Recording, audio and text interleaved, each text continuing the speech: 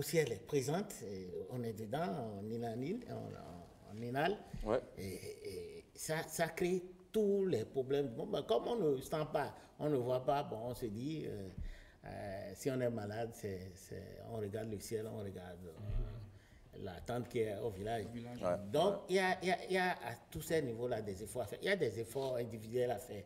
Bon, quand vous vous levez le matin, ouvrez les rideaux, ou bien vous venez dans votre bureau, ouvrez les persiennes et laissez passer pendant un bout de temps. C'est la moindre des choses normalement qu'on C'est devrait pouvoir même faire. les rayons de soleil. Les rayons de soleil pénétrer. et tout.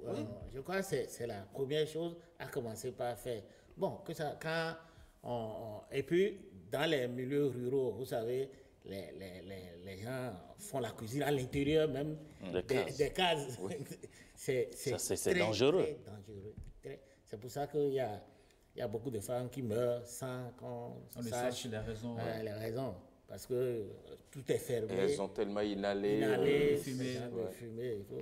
Moi, j'ai un aide cher. Aujourd'hui, je me dis, je n'avais pas dit à ce niveau-là. Sinon, je me dis que si elle est morte, ça doit être ça. Et Parce que ça a participé. Et je suis un peu gêné quand je me rappelle de ça. Donc, il y a tous ces efforts-là à faire. Et puis, bon, il y a la pollution externe. Alain l'a dit. Il y a beaucoup d'efforts à faire. À commencer par les francs au revoir qu'on nous envoie. Voilà que... Plus c'est vieux et moins c'est cher chez nous. Alors que ça ne devrait pas être. Ça ne devrait pas Mais être. ce qui est terrible, c'est que les chiffres sont alarmants. Nous utilisons tout. Les célibes qui sont déjà utilisés. Oui. Quand vous allez dans la zone de Oui, bien sûr. Vous voyez ça, tout ce que les gens utilisent là-bas. Et Tout ce qu'ils ont rejeté là-bas. Ça arrive ici. On va devoir pouvoir contrôler ça si on veut effectivement lutter. Parce qu'en fait, quand les gens ne vendent pas, qu'est-ce qu'ils font? Ça se retrouve sur les tas d'ordures et autres. Nous gérons pas très bien nos déchets. Et tout ça, là, ça participe de ce que nous vivons aujourd'hui. Et on va faire aussi des études. Parce qu'en fait, il y a ça qui manque un peu dans notre pays. Faire des statistiques, voir, bon, quand on est à telle heure, quel est le niveau de pollution? À telle heure, quel est le niveau de pollution? Mais faire des statistiques, Didier Hubert-Banafimé, est-ce que cela ne va pas encore prendre plus de temps? Il faut des mesures, des actions urgentes. Si vous ne faites pas des statistiques, parce qu'aujourd'hui, on connaît la situation. Comment vous pouvez prendre des décisions? Parce qu'il faut faire des statistiques. Moi, je crois que c'est avec les statistiques qu'il faut choquer les gens. Oui, pour il faut montrer savoir. Le degré En fait, de pollution que nous avons dans notre pays, dans les grandes villes. Et là, on est sûr que les décideurs vont réagir un peu plus tôt. Ce qui est triste dans notre pays, c'est que il y a certains qui ont les études, qui ont fait des études, qui les ont et qui gardent ça. On ne vulgarise pas. On ne vulgarise pas. Alors, si on le dit, si les gens savent ça, ici, il y a un taux de pollution élevé à partir de 12 heures. Ouais. Vous devez savoir où est-ce que vous allez passer. C'est-à-dire que ne pas aller dans ces milieux-là pendant ce temps-là. Mais là, il faut avoir d'autres alternatives parce que si vous ne pouvez pas passer par là, il faut avoir une autre issue. Donc, c'est le serpent qui se mord la queue. Quand vous allez également... Monsieur Ricardo, c'est qu'aujourd'hui, vous savez, quand beaucoup construisent, il y en a qui veulent badigeonner leur chambre, c'est ce qui est très beau. Mais il y en a, quand ils le font, ils n'attendent pas, ils n'ouvrent pas les portes, que ça sèche complètement. On intègre la chambre. Et quand on veut dormir le soir, on ferme tout, on inhale tout ce qu'il y a comme odeur. Et si vous avez un bébé qui meurt la nuit, voilà. L'autre chose aussi, il y a des ateliers de tauliers que nous avons même dans les agglomérations. Et quand vous voyez ces gens-là, quand ils veulent changer la peinture des voitures, des motos, tout ce qu'ils rejettent dans l'atmosphère, ça va très loin. Et eux-mêmes, ils ne se protègent même pas. Voilà, oui, ils ne se protègent même pas. Eux-mêmes ne sont pas protégés. Ceux qui sont tout autour de l'atelier ne sont pas protégés. Donc voilà, les dégâts, c'est bien. Tout à l'heure, vous allez également dans les administrations, les secrétaires ou je ne sais pas qui, ils doivent savoir. Dans les débarras où on entasse les papiers à un moment donné, ils savent qu'ils ne peuvent plus entrer.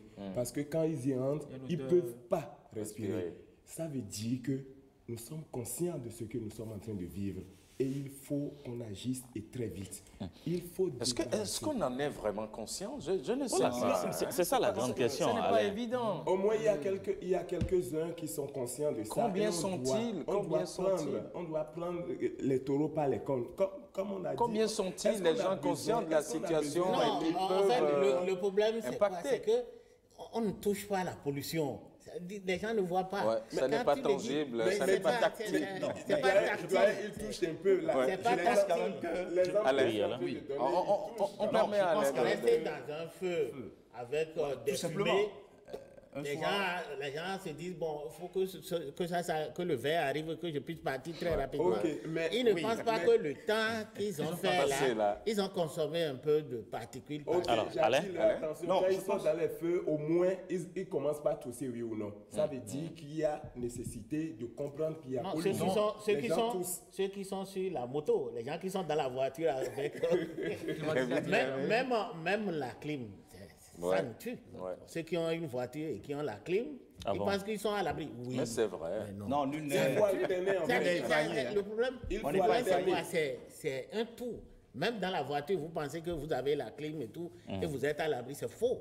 Je pense au-delà de tout, même si on estime que les gens ne sont pas conscients, mais il y a un certain nombre de choses qui doivent commencer à nous interpeller. C'est-à-dire la croissance des maladies respiratoires. Aujourd'hui, je crois que les médecins doivent rendre, c'est-à-dire disponibles ces statistiques. Les rapports, oui. L'espérance de vie aujourd'hui dans notre pays est de combien? Est-ce qu'on peut encore compter le nombre de personnes qui peuvent mourir qui traversent les 80 ans? Les gens meurent, c'est ça. La preuve, c'est quoi?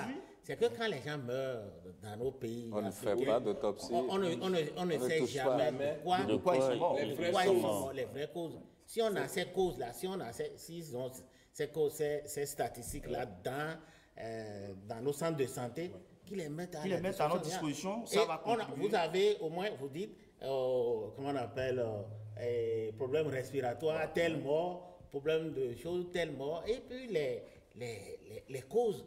Au moins, ça va frapper les gens, ça va attirer l'attention. Et des efforts, même des efforts individuels peuvent être faits. Oui, moi, je parlais aussi de politique publique. Je pense qu'il faut absolument une réponse adéquate. Et on ne sent pas véritablement que... Mais comment cela devrait se faire à l'opérationnel? Quand vous prenez par exemple, nous savons que Cotonou aujourd'hui, on ne dispose plus d'espace pour avoir un poumon vert. Oui. Mais je pense qu'on peut faire avec les communes qui sont à côté de Cotonou. Des communes comme Sémépoji, comme Ouida, comme Cotonou, il y a un plan de réhabilitation de la ville. Oui, mais moi je parle de poumon vert. Non, moi je ne suis pas d'accord avec Alain. Oui, c'est important. Dire qu'il n'y a plus d'espace, il n'y a plus d'espace. Oui, parce qu'on peut nous dire qu'il y a plus d'espace. Mais quand vous prenez des villes comme Dakar, comme Ouagadougou et autres, en plein centre de la ville, vous avez au moins... comment on appelle des espaces verts, autres là. Il n'y en a pas. Mais en fait, ils appellent d'ailleurs plage. C'est une question, oui, je dis, c'est une question de volonté.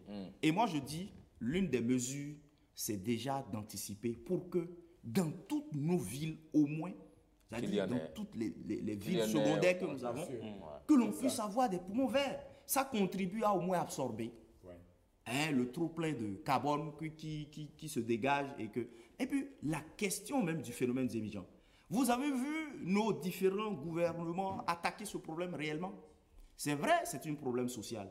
Mais si on fait une étude réelle, mais ces émissions, combien meurent-ils par an à cause de ce phénomène de pollution de l'air? Ils sont nombreux. Ils sont nombreux à mourir. Mais comment on peut être aussi silencieux de voir comme ça des citoyens mourir dans leurs activités et autres? Je crois qu'il faut mettre sur la table. Il faut oser. Il faut oser dire la vérité et dire, mais qu'est-ce qu'on a? C'est-à-dire, pourquoi, depuis des années, que ce phénomène, et on s'y plaît, mais quand vous voyez des femmes avec des petits-enfants sur des émissions, vous voyez par exemple une femme qui quitte l'hôpital et qui a avec son enfant et qui est sur un émission. Un bébé. Un bébé. C'est grave. Mais qui n'a tout. Mais c'est ça, il faut ramener ce rapport de l'OMS à notre vie quotidienne pour interpeller nos gouvernants sur la nécessité de trouver une solution. Il n'y a pas de raison qu'on n'ait pas un transport en commun efficace.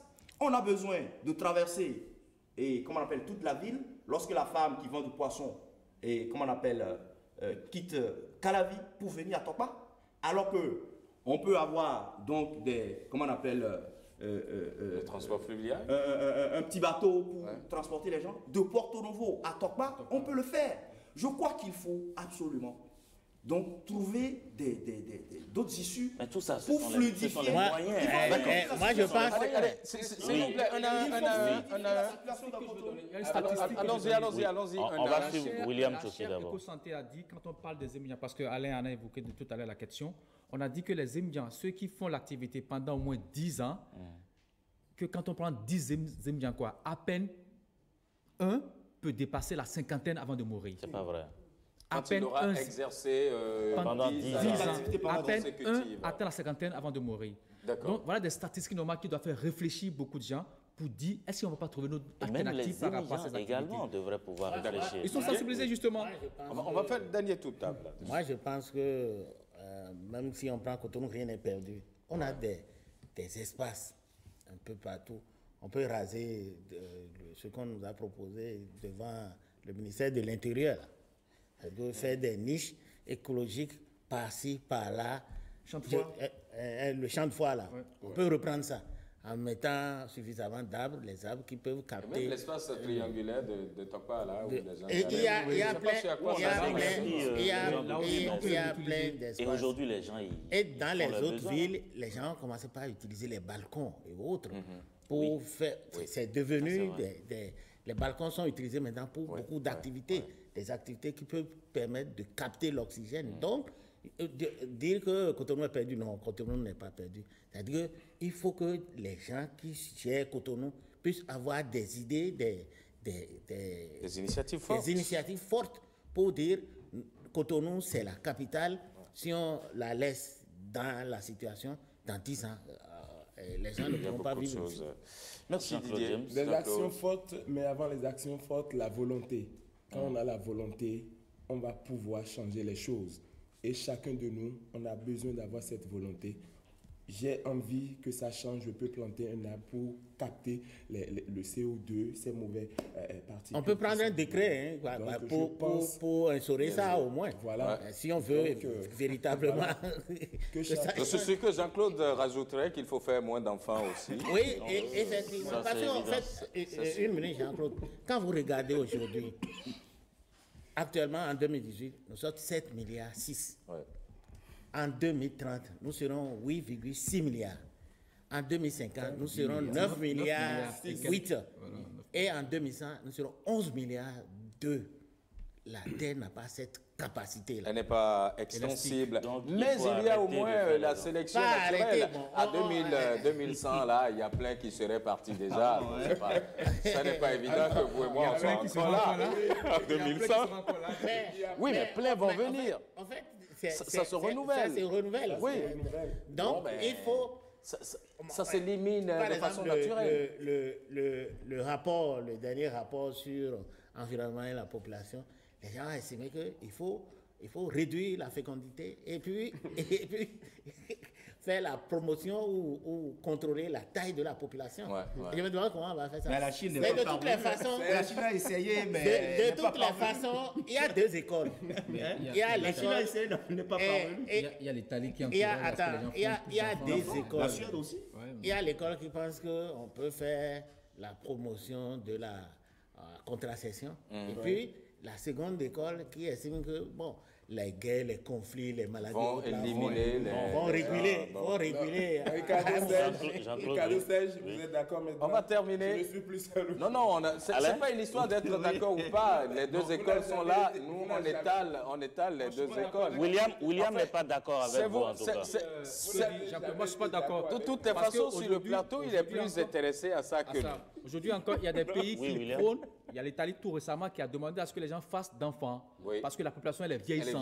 C'est vrai. Moi, je me dis, c'est ce qui arrive au Canada depuis plusieurs années où ils sont obligés de... La seule solution, les immigrés. écoute, laisse-les. Non, La seule solution. En Italie, la population. Ça ne problème. Ça ne problème. Vous avez besoin de gens. Jean-Claude. Il y a des gens qui sont à vos portes, vous les renvoyez et vous parlez de. Non, on fait de l'immigration. Mais pas le problème. La seule solution, on a déjà tout dit tout à l'heure, on a déjà tout dit, c'est d'encourager les transports en commun. Il a donné l'exemple, par exemple, on ne peut pas vouloir quitter Calavi pour Tokpa, Porto Novo pour Tokpa et emprunter, c'est pas moi, taxi. On peut prendre les bacs, on a le fleuve qui est là, le lac qui est là. Donc pourquoi ne pas développer cette voie de transport? Et là, on est sûr de le plan. Le problème qui va se poser, je suis obligé d'interrompre. Le problème qui va se poser, c'est quoi? Vous voyez les 6 000 Honduriens qui sont sur la route pour aller aux États-Unis. Moi, je pense qu'au-delà de tout, le problème n'est pas le nombre. Le problème n'est pas le nombre. Il faut revoir nos modes de consommation et réduire notre empreinte écologique. On n'aura pas donc le problème. La Chine a essayé de contrôler donc les naissances et autres. Nous avons vu les résultats. Donc je crois qu'il faut réduire le mode de consommation. Il faut réduire le mode de consommation c'est-à-dire l'énergie fossile et autres, tout ça, il faut revoir notre économie pour que nous puissions aller vers une transition écologique. Mon frère, merci beaucoup. Merci, on marque une courte pause et puis on vous retrouve pour la suite de 5 sur 7 matin.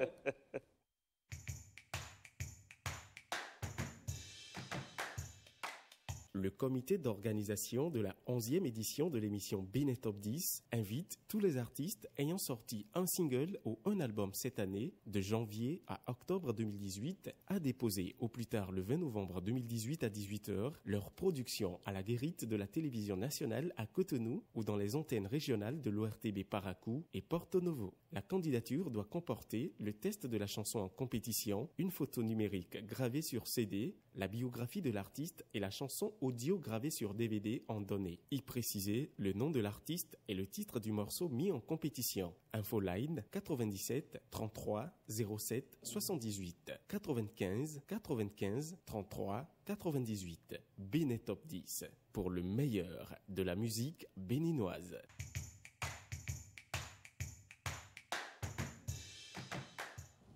Voilà, retour sur ce plateau après cette courte pause. Le temps donc de remercier nos confrères pour ce débat, les débats qui se poursuivent encore sans doute dans les couloirs. Le temps pour nous également de vous rappeler la question du jour. Qu'est-ce qui peut réduire la pollution de l'air selon vous?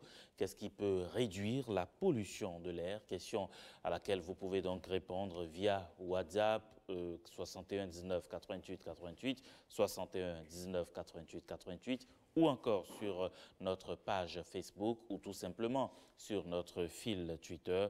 Répondez à cette question. Qu'est-ce qui peut réduire la pollution de l'air? Tout à l'heure, Maurice Tantance se fera donc le plaisir de nous faire parvenir vos commentaires sur Internet. Et puisque Maurice n'est pas encore là, nous allons pouvoir très rapidement prendre conseil auprès de notre coach formateur. Il nous parle aujourd'hui du stress et de la vie de couple. Tout de suite.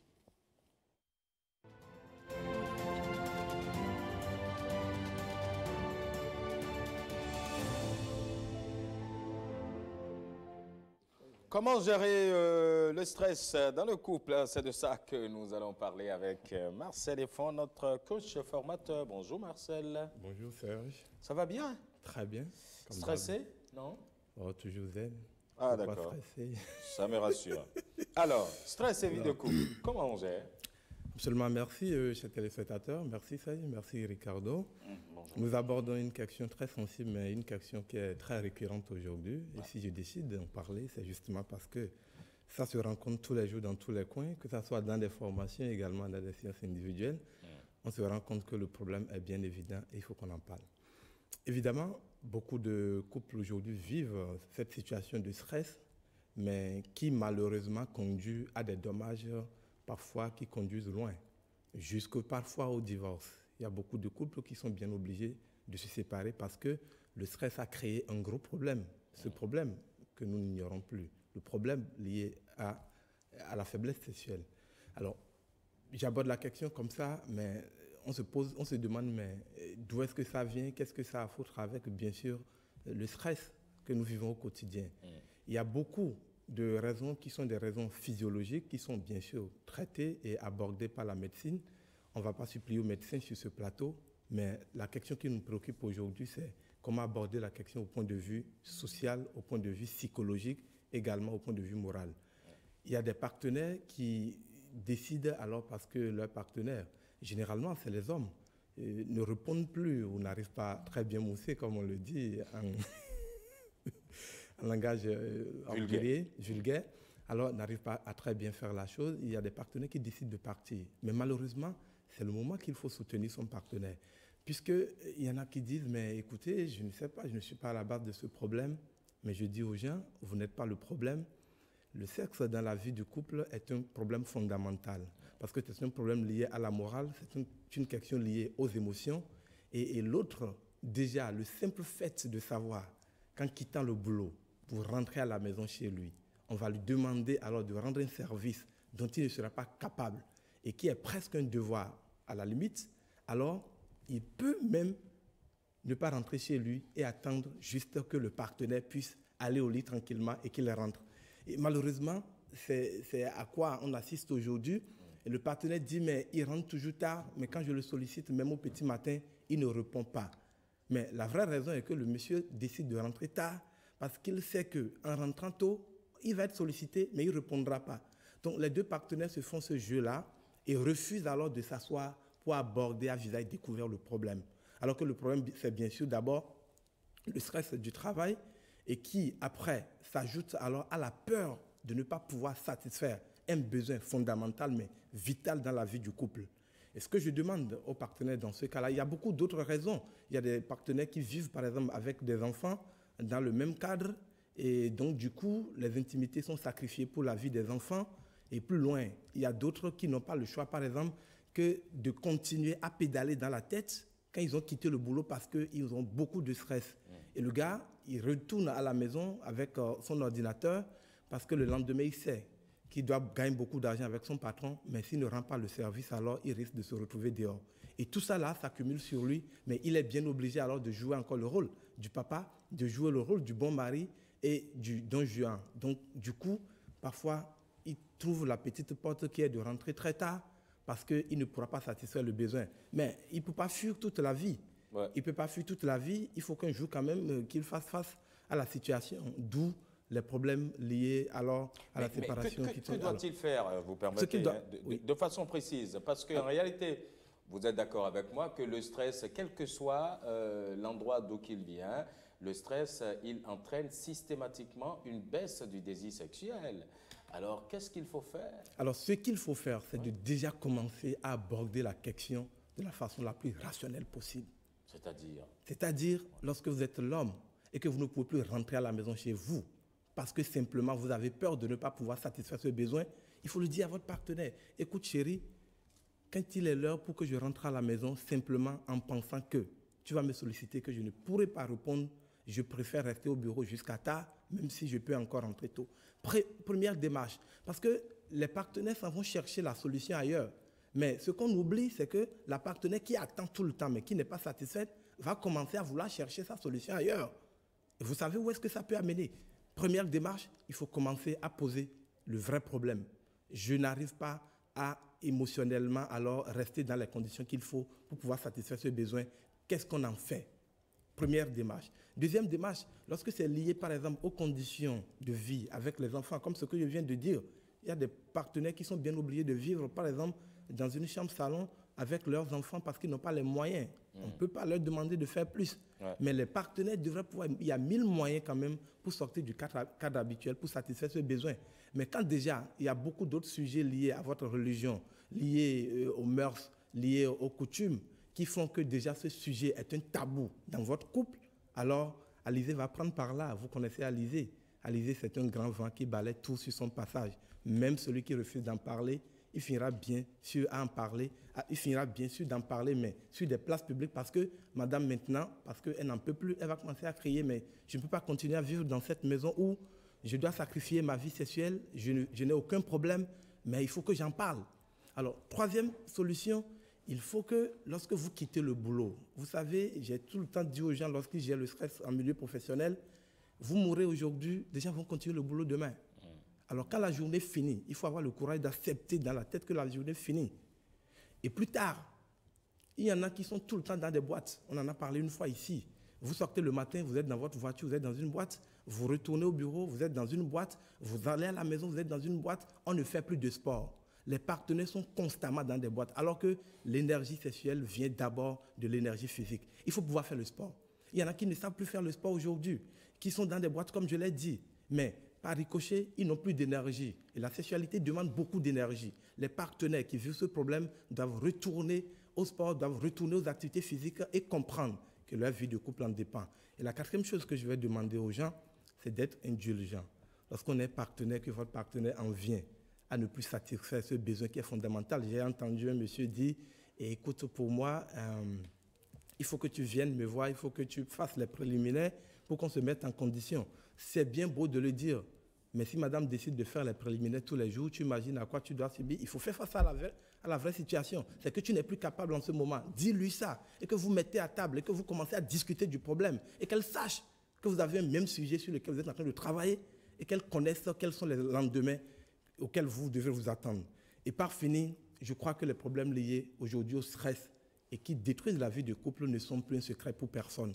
J'en ai tellement entendu parler dans des séances de coaching individuel, mais malheureusement, le partenaire qui a le courage de venir vers vous pour en parler, lorsque tu lui dis, mais est-ce qu'on peut faire un coaching de couple? Il dit, je ne sais pas si mon mari accepterait venir ici. Hein. Mais comment est-ce qu'on peut résoudre un problème comme celui-là si ce n'est pas un problème alors qui est pris en considération par les deux partenaires? Il y a beaucoup de choses que la médecine peut faire. Je recommande aux couples qui vivent cette situation d'aller a priori vers la médecine. Mais lorsque vous avez tenté les solutions de la médecine qui n'ont pas marché, il faut vous mettre à table alors pour commencer à chercher des solutions au point de vue émotionnel et moral. C'est très important.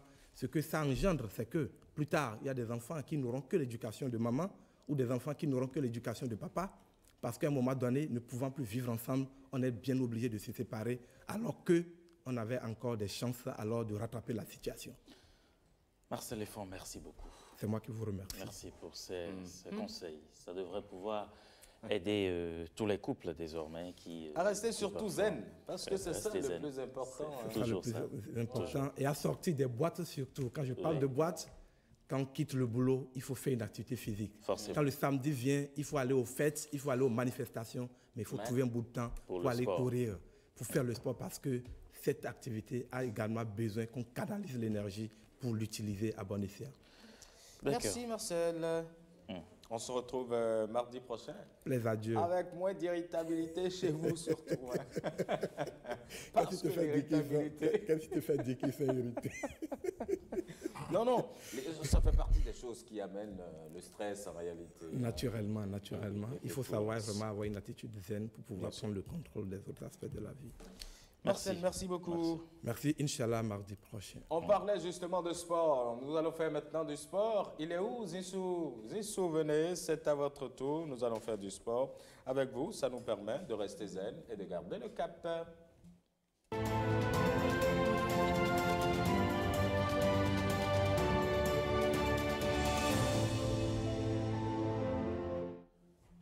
Hugues Zissou Zounon, bonjour. Bonjour Serge, bonjour Ricardo, bonjour à tous, bonjour à toutes. Grand sportif, hein, j'ai aimé, vous êtes venu tout en courant là. C'est normal, puisque Serge m'a annoncé sur le plateau. Alors que vous étiez de l'autre côté. Exactement. Ouais. Alors, aujourd'hui, vous avez beaucoup de choses. Hein. J'en vois tellement que je me demande... On commence par un but de Poté, c'est ça? Exactement, but de Michael Poté en championnat. Le Béninois est buteur grâce à la réalisation, grâce à l'autogénon, grâce à toute l'équipe technique. On va voir les images en off de Michael Poté. Est-ce qu'on peut avoir les images? Oui, on a les images de Michael Poté qui a marqué son 6e but de la saison. À la 6e minute, on va voir le but de Michael Poté, des images de Bein Sport. Michael Poté qui joue à Denis Sport, qui a marqué son but d'attaquant, but d'accro. Il est resté là. Il a marqué face à l'équipe de Afjet. Poté buteur, célébration du but de Poté qu'on voit qui est resté très présent dans cette surface de réparation, hésitation de la défense adverse et puis il met le ballon au fond des filets. On espère qu'il va marquer face à l'équipe de la Gambie la semaine prochaine. Ah oui, on espère vraiment. Hein. Alors, on parle maintenant de quoi? d'un autre Béninois qui est buteur. Ricardo est en train de regarder ses lancements. Donc, notre Désiré Azangpo, il a... Exactement, Désiré Azangpo qui est buteur. Il a également marqué, ce sont des images en off. Désiré Azangpo qui est attaquant béninois, lui qu'on a vu à Lomé, pas très fort.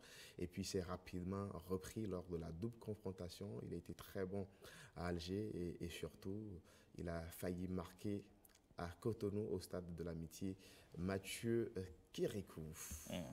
NBA à présent? NBA à présent, on va aller très vite pour permettre aux autres de passer sur ce plateau. Je pense notamment à la revue de presse, donc le top 10 de la NBA. Games of Hoops on a Saturday. We got your top 10 right here on NBA.com at number 10 off the jump ball. Watch Trae Young fling this thing ahead to Kevin Huerter, who gets the jam. A pair of rookies kick off the countdown with the touchdown pass with class. That's in at number 10. On to number 9, where it's James Harden tossing it up to Gerald Green, who's been jumping up longer than Apple stock as he makes the rim rock. Great little dish from Harden. And yeah, Gerald Green can still fly. Back to Atlanta for number 8, where Trae Young is showing off the moves. A little ground hang there. More shake than a coin-operated bed. Look at him hang in the air, sort of, and get that one in at number 8. On to number 7 for a little rim dance with the man from France, Tony Parker, spinning and shooting this one home. Almost the no-look shot from Tony Parker, who at the last second lifts this one up and over the Cleveland defense. That's in at number 7. To Chicago for 6, where Chandler Hutchison drives right through the heart of the Rockets D on this little rim spree. That good for number 6. We're to the top 5 now, and DeMarvelous DeRozan throws this one in at the rim. Nicely done for the San Antonio Spur at number 5. On to number 4, Harden. Behind the back assist to Isaiah Hartenstein, who goes flying. Just a lovely pocket pass from James Harden. That's in at number 4. At number 3, Marcus Morris. Thank you for this miss, because Jason Tatum is bringing the airborne bliss. That one in at number 3. On to number 2. And Yusuf is useless on this one. Brandon Ingram feasting like a vampire at a blood bank on this little southpaw spike rim crank in at number 2. But at number 1, take me to Indiana, please. You can't spell victory without Victor. It's a game-winning three-pointer, and Oladipo shoots it like a free throw. Pacers get the win, and Victor Oladipo lands at number 1 on the NBA.com. Turn it. Amazing. Exactement. What a language. Exactement. Je parie que si vous faites ça ici, les gens vont dire, mais attends, il est fou. Oh, qu'est-ce qu'il raconte lui? Donc, mais quand ça vient de l'extérieur, tout est beau, tout simplement. C'est ça, malheureusement. Allez, parlons d'autre chose. Vous nous parlez maintenant de la route du Rhum. Exactement, la route du Rhum, c'est parti. 123 bateaux à l'assaut de l'Atlantique entre Saint-Malo et Pointe-à-Pitre, une course en solitaire qui pourrait bien se jouer au-dessus de l'eau en moins de 6 jours. Saint-Malo à la fête pour les 40 ans de la route du Rhum. 123 bateaux à l'assaut de l'Atlantique à un rythme d'enfer. Une course en solitaire pas comme les autres, car cette année, le monde entier n'aura Dieu que pour 6 bateaux. On les appelle les ultimes, des maxi-trimarans mesurant entre 24 et 32 mètres, capables de survoler les vagues à 85 km/h. Un exploit, dit Loïc Perron, qui a choisi cette année de prendre son temps en naviguant avec un voilier de 12 mètres. Il n'y a aucune Formule 1, aucune fusée, aucun train qui va 3 fois plus vite aujourd'hui qu'il n'allait il y a 40 ans. Voilà, ce petit bateau, du moins son grand frère, a gagné la route du Rhum en 23 jours il y a 40 ans et je l'ai gagné en 7 jours il y a 4 ans. C'est un truc de dingue. Grand favori cette année de grands marins, François Gabard, Armel Lecléache et Sébastien Josse. Le secret de leur vitesse, des foils, ces dérives spéciales en carbone. Qu'on le fasse en 8 jours, en 6 jours, en 5 jours, bon, ça sera incroyable parce que le chrono il sera tombé. Mais c'est incroyable parce que les bateaux nous le permettent, pas parce qu'on est une génération qui appuie plus sur le champignon que Loïc Perron ou Michel Desjoyaux à l'époque. Ils auraient eu des bateaux comme ça entre leurs mains, les records seraient tombés aussi. Moins de 7 jours en mer, c'est le record à battre. Les conditions s'annoncent bonnes jusqu'à mardi, jour marqué par une tempête qui devrait être particulièrement problématique pour les petits bateaux, les classes 40 qui forment près de la moitié de la flotte. Et on en vient maintenant à ce record dont vous nous parlez. Hein. Il fait le tour de la Grande-Bretagne à la nage. Exactement, c'est une affaire de mer ce matin. 157 jours en mer, 2900 km autour de son pays. C'est l'exploit physique et mental que vient de réaliser le Britannique Ross. La joie de ses proches et du champagne pour tout le monde. Ce Britannique de 33 ans vient de devenir le premier homme à avoir nagé tout autour de la Grande-Bretagne. Un périple de 157 jours dans une eau froide et souvent agitée. Des journées de 12 heures de nage, quelques heures de sommeil sur une petite pirogue d'assistance. Un combat quasi quotidien contre les méduses et une langue atrophiée par le sel. Ross Edgley peut entrer dans le livre des records, la tête haute. Alors qu'il arrivait à Margate, sur la côte sud-est de l'Angleterre, le vaillant athlète a été escorté pour sa dernière ligne droite par 300 nageurs. Il est fou, hein. Il faut être fou pour réaliser des choses comme ça. Il est dingue. Complètement. Bon, d'accord. Peut-être qu'on va s'essayer, on va faire le tour des collines de Savay et de Dassa, on verra bien ce que ça va donner. Allez. D'accord, vous serez mon guide. Direction Paris, on parle maintenant du Masters Mills de Paris. Et puis le vainqueur, il est russe. Exactement, Khachanov, c'est lui qui est le grand vainqueur des Masters Mills de Paris. Il l'a remporté devant celui que tout le monde connaît, Djokovic. Sensation au Masters de tennis de Paris-Bercy. Le Russe Karen Khachanov, 22 ans, s'impose pour son premier Master 1000 face à Novak Djokovic. Le Serbe actuel numéro 1 mondial n'a rien pu faire face au jeune prodige qui l'emporte 7-5, 6-4. Djokovic, qui samedi avait lui-même créé l'événement en sortant Roger Federer au terme d'un match haletant entre les deux légendes. Une rencontre qui appartient déjà presque au passé, tant la nouvelle génération semble déterminée à détrôner les idoles. Voilà. Et puis, on va parler de Usain Bolt. Pourquoi pas. Pas de contrat professionnel pour Usain Bolt. Le sprinter voulait avoir beaucoup d'argent. Usain Bolt ne deviendra pas footballeur professionnel chez les Central Coast Mariners. Le club australien basé près de Sydney a mis fin ce vendredi à la période d'essai de l'ancien sprinter jamaïcain. Le 12 octobre dernier, l'octuple champion olympique avait réussi un doublé pour son premier match amical en tant que titulaire, mais son niveau de jeu n'a pas vraiment convaincu, pas assez en tout cas pour obtenir un contrat. Les négociations entre les deux parties ont aussi achoppé en raison d'un différend financier. Les Mariners se proposaient moins de 100 000 € par an à Usain Bolt, qui en réclamait près d'1 800 000. La foudre a délaissé l'an passé les pistes d'athlétisme pour poursuivre son rêve, entamer une nouvelle carrière sur les terrains de foot. Avant l'Australie, il avait effectué des essais infructueux en Afrique du Sud, en Norvège et ici au Borussia Dortmund, en Allemagne. Mais finalement, il n'a qu'à laisser tomber. Non, je crois qu'il fait un peu de promenade parce qu'il a tout gagné dans la vie, il a les sous, il s'amuse, il fait le tour du monde. Il fait le buzz également, Usain Bolt. Les dernières images, ce sont les images de rouleurs. Les athlètes sont rentrés, ils ont remporté tellement de médailles. Ils bravent tous les écueils et parviennent à toucher le Saint Graal. Ces écureuils patineurs viennent de faire la passe de deux éditions de championnat d'Afrique de roller de vitesse, 2 titres continentaux pour le Bénin. Une telle prouesse force admiration et honneur. Le ministre des Sports délègue Imourou Bouraïma qui accueille les héros béninois à leur descente à l'aéroport international Cardinal Bernardin Ganti de Cotonou. 11 breloques en or, 9 en argent et autant en bronze. La moisson est excellente grâce à l'espoir du roller sport féminin. Raudat Demba Diallo, détentrice de 7 médailles, tout en or.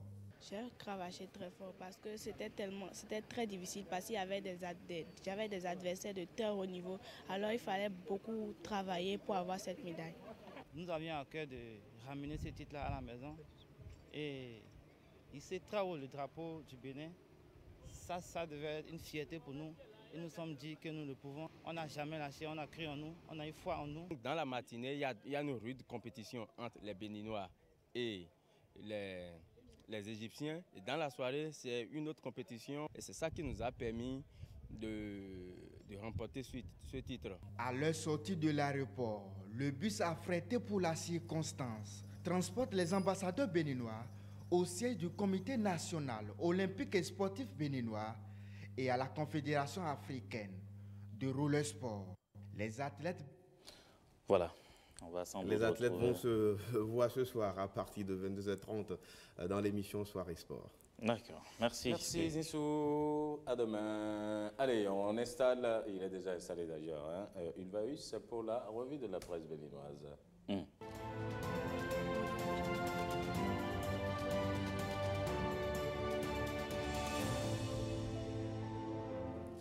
Ulvaeus Balogun, bonjour. Bonjour, c'est Ricardo. Voilà, d'accord. On parle de l'approvisionnement électrique dans les quotidiens ce mardi. Tout à fait. Le quotidien de service public La Nation l'affiche en manchette, mise en place d'un approvisionnement électrique fiable et économique.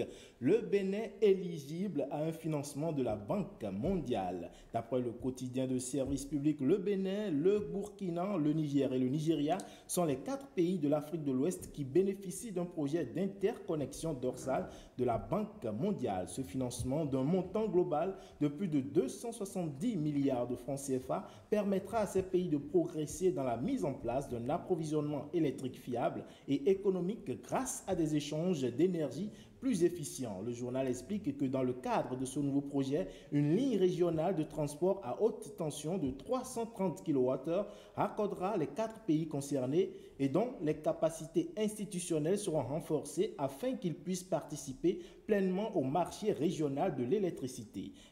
Matin Libre renchérit sur le sujet. La Banque mondiale soutient un projet d'amélioration d'échange d'électricité. On y lit que le projet va améliorer l'efficience des échanges d'électricité dans la sous-région, va favoriser la conclusion d'accords commerciaux efficaces et va étendre l'accès à l'électricité pour les populations vivant le long des lignes de transport. Il permettra également d'optimiser la production d'électricité au niveau national en augmentant la part des énergies renouvelables, en particulier du solaire. Matin Libre, sur le plan national, s'intéresse au dossier Maria Gleta et Fonds d'aide à la culture en souffrance devant 2 commissions parlementaires d'enquête. Plus d'une année après, c'est le silence radio autour des dossiers et plus personne ne sait ce que sont devenues ces 2 commissions et les rapports qui devraient en résulter normalement 2 mois après, fustige le journal. On reste à l'Assemblée nationale, mais avec le quotidien de service public La Nation, qui relate les doléances des syndicats et de la société civile aux députés dans le cadre de l'étude du projet de budget général de l'État gestion 2019. Selon le journal, ces acteurs sont préoccupés par la concrétisation des mesures économiques et sociales annoncées par le gouvernement et plaident pour un renforcement du contrôle de l'action gouvernementale et pour la crédibilité dans l'exécution du budget de l'État. D'accord. Merci beaucoup, Ulvaeus. Merci à vous. Ça fait un plaisir. Hein? Bon, aujourd'hui, c'est bon. Il reste 3 minutes. Il reste... Maurice, il ne vient pas, finalement. Il a décidé de ne pas venir. Il aurait voulu un peu plus de 3 minutes. Mais bon, il n'aura rien. Bon, allez, pas bien grave. Merci à chacun, merci à tous. C'est terminé pour aujourd'hui. C'est terminé pour ce 536e numéro de 5 sur 7 matin. Nous sommes mardi 6 novembre. Demain, ce sera mercredi de l'économie. Merci de votre aimable attention. Il y a le jeudi de la politique. Le jeudi de la politique, on parlera des femmes. Ben ouais, on va mettre plein feu sur les jeunes femmes en politique et celles-là qui s'y lancent actuellement. On verra bien ensemble quels sont les arguments qu'elles avancent à ces grands moments de regroupement politique et surtout à l'aune et à l'aube, devrais-je dire, hein, de la guerre des positionnements. Les femmes ont-elles véritablement quelque chance de l'emporter? On va pouvoir en discuter avec les quelques-unes qui s'illustrent actuellement sur l'échiquier politique national. Merci. Portez-vous bien. On se donne rendez-vous demain, toujours avec le même plaisir et le même bon sourire. À demain, 5 sur 7.